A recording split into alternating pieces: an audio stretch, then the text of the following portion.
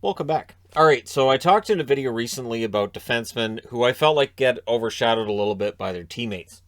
And so basically you have one really good defenseman who, when they're healthy, is going to be like a front runner for the Norris, or probably should be. And then there's another defenseman on that team that maybe if he didn't play with them, might get more consideration as well.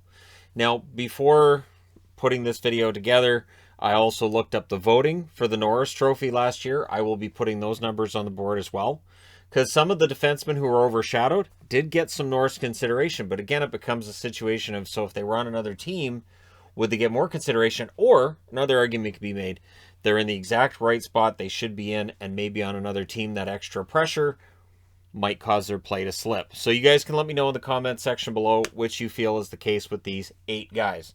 So we'll start things off with, in Colorado, you have Cale Makar. Cale Makar finished second in Norris voting. So Makar was second in Norris voting. And Devon Toews, teammate, finished 11th in Norris voting. Toews did get some votes. 16 games this year, 4 goals, 16 assists, 20 points. Toews is an excellent defenseman, and that's where the question comes in. Would Devon Toews, if he was playing this well somewhere else, get as many votes as Makar, get more consideration? Does Makar overshadow Toews? That's the question. And I'm not doing this 1 through 8 in any order other than by alphabetical. We'll go to Edmonton for the next one. Darnell Nurse last year, he finished 7th. 7th in Norris voting. And what that overshadows right now, we'll see if this changes at the end of the year, is Evan Bouchard and his development in 29 games this year. He has 5 goals, 13 assists for 18 points. So there's the whole crux of the video here with those two. Makar overshadowed Toews, Nurse overshadowed Bouchard. And yeah, we'll see if that continues to be the case. I mean, in Nashville, we've watched as they've just cycled through really excellent defensemen over and over and over again. Nashville is on this list. Next up, Florida. So again, going alphabetically through teams. Aaron Ekblad, who didn't get the Norris votes last year, but he was injured a lot last year, right? So Ekblad, I think, overshadows a defenseman who did get some consideration last year, Mackenzie Weegar, who finished 8th in Norris voting last year. But when Ekblad's in the lineup, he is the prime focus, right? He's the guy offensively and defensively. He's better than he's given credit for. So for Weegar, who this year has played 29 games, no goals, 15 assists, 15 points. First off, Weegar's going to start getting goals. And secondly, he is absolutely overshadowed by Ekblad when Ekblad's in the lineup.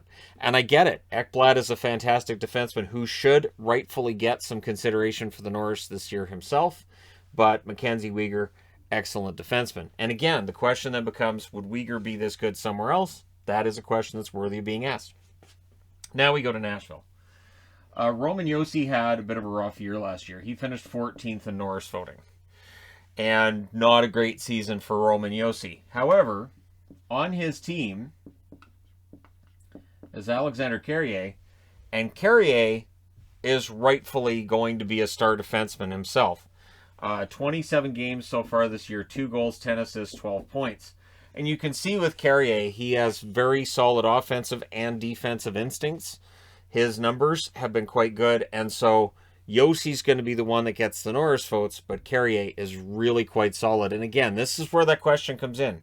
If Carrier was playing like this on another team that maybe doesn't have a Roman Josi overshadowing him, does he get more attention? Does he get more consideration? Now we go to the Rangers. Adam Fox, number 1, Norris Trophy, best defenseman in the league last year. Sure, no argument. None for me whatsoever. But he does overshadow a pure defensive defenseman, Ryan Lindgren. Lindgren, in 30 games, 2 goals, 2 assists, 4 points. Lindgren will never wow you with the points. Lindgren is a good argument in favor of having a trophy for the best defensive defenseman in the NHL. Lindgren would be in the running for that. I would argue Carrier might be as well.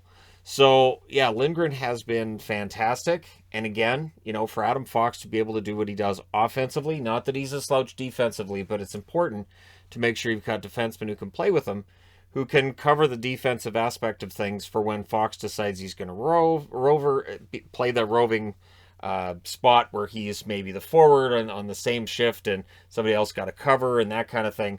So it allows that offensive defenseman to be more creative when you've got somebody playing with them who can play a really smart defensive game and cover for whatever faults may show up as a result of the freewheeling play that's being carried out by the star defenseman. Tampa. In Tampa, you've got Hedman. So I like how this worked out. Hedman was third in Norris voting, so you've got 1, 2, and 3 on the board here. Hedman, to me, overshadows Ryan McDonagh, who did not get consideration for the Norris last year. This year, all he's done, 2 goals, 8 assists, 10 points. And again, if there was an award for best defensive defenseman, I think Ryan McDonagh would be in the running for that. McDonagh, very smart play this year, 2 goals, 8 assists, 10 points. Again, this team's going to be looking to shed some money and some contracts. It doesn't look like McDonagh's anywhere near that. And I do wonder, like, how long can McDonagh play as well as he's been playing? But this year's been another good one for him. And again, he won't wow you with the offense, but he is an excellent defenseman.